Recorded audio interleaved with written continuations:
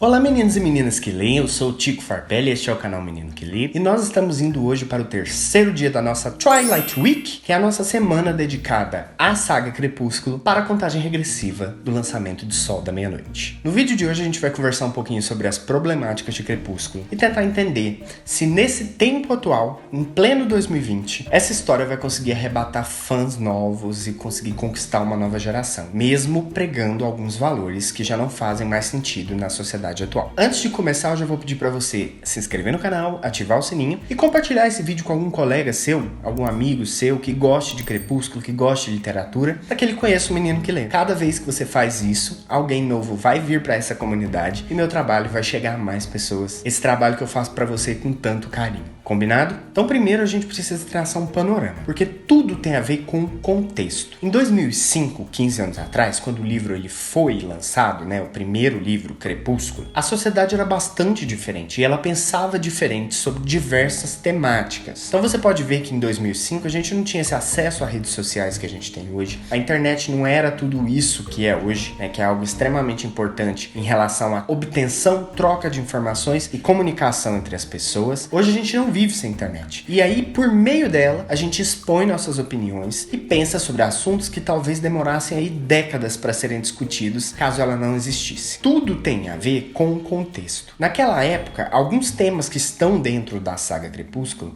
eram tidos como normais, O romance da Bella e do Edward, por exemplo, ele é calcado em possessividade. Ele é extremamente possessivo com ela a ponto de arrancar os fios da picape dela lá para que ela não vá até a reserva encontrar o Jacob em Eclipse. Isso é algo que naquela época talvez fosse normal. Talvez a gente acreditasse que um relacionamento precisava de ter ciúme para ter sentido, sabe? Mas hoje em dia o nosso pensamento em relação a isso envolve a questão da liberdade, da pessoa decidir o que ela quer e de que a palavra de ambos tem o mesmo peso. Pelo menos na teoria é assim. A gente sabe que na realidade ainda tá muito longe disso. Mas a gente já consegue entender esses traços de relacionamentos tóxicos quando a gente percebe o afastamento de certa pessoa, de um amigo seu, de uma amiga sua, de toda a roda de amigos, para poder dedicar única e exclusivamente àquele namorado ou namorada.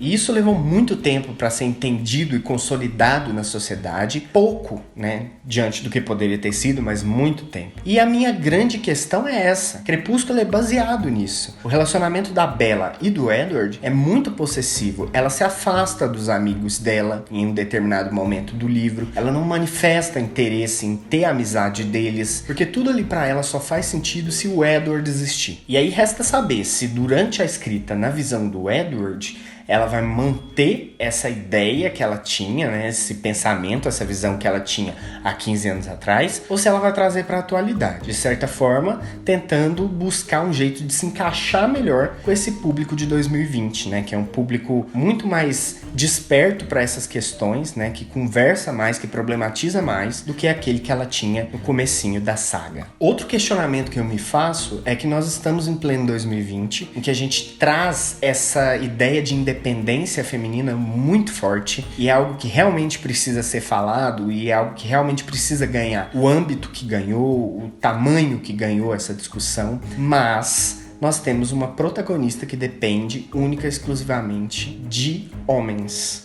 E ela não toma nenhuma decisão ou ela não consegue viver a vida dela sem o Jacob ou sem o Edward. E isso é muito complicado, principalmente se você for levar em consideração esse contexto social que a gente vive hoje. Que a ideia é justamente quebrar com essa dependência e que a mulher ganhe cada vez mais voz e mais espaço dentro da sociedade. Uma outra questão que está dentro dos livros e que é algo assim que é realmente importante que a gente leve em consideração para saber se esse livro vai ou não ser bem recebido na sociedade é a romantização da depressão. Eu não sei se esse livro do Sol da Meia-Noite vai chegar na história de Lua Nova, mas eu sei que em Lua Nova, eu li ele recentemente, inclusive eu gravei um vídeo e vou colocar aqui no card para vocês, há uma romantização excessiva da depressão. E isso é extremamente complexo. A gente fala muito hoje em dia sobre depressão, sobre suicídio. A gente tem o Setembro Amarelo aí para ter essas discussões. Janeiro Branco, que é o mês da saúde mental. Tudo isso para que a gente possa não tratar a depressão como algo normal. E por fim, eu tô bastante curioso para ver como que ela vai tratar o tema que para mim é o mais problemático de toda a história, que é a paixão do Jacob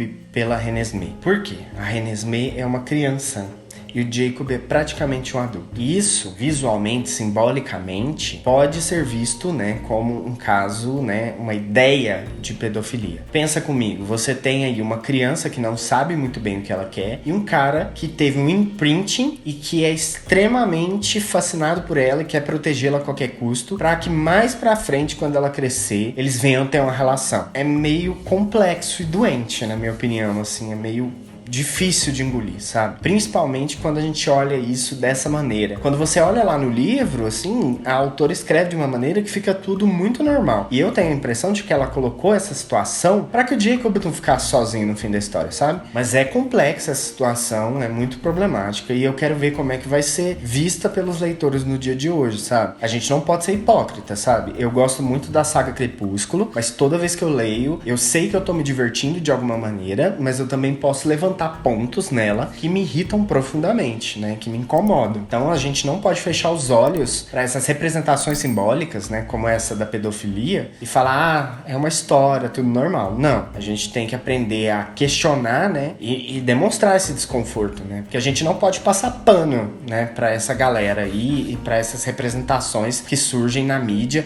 principalmente numa mídia de tão grande alcance como é a saga Crepúsculo. Mas e aí, gente, vocês acham que Sol da Meia-Noite, né, que tá dentro dessa saga Crepúsculo, vai sobreviver a essa nova era, né, do cancelamento, a esse momento em que a gente problematiza as coisas com mais cautela? Escreve aí embaixo pra mim nos comentários, me fala o que você pensa sobre isso. Talvez eu esteja errado, talvez, né? Mas a gente tá aqui no YouTube pra isso. Então é isso, pessoal, nosso vídeo de hoje termina por aqui. Eu quero agradecer a você que viu até o final. Eu desejo pra você uma boa semana, boas leituras e a gente se vê no próximo vídeo.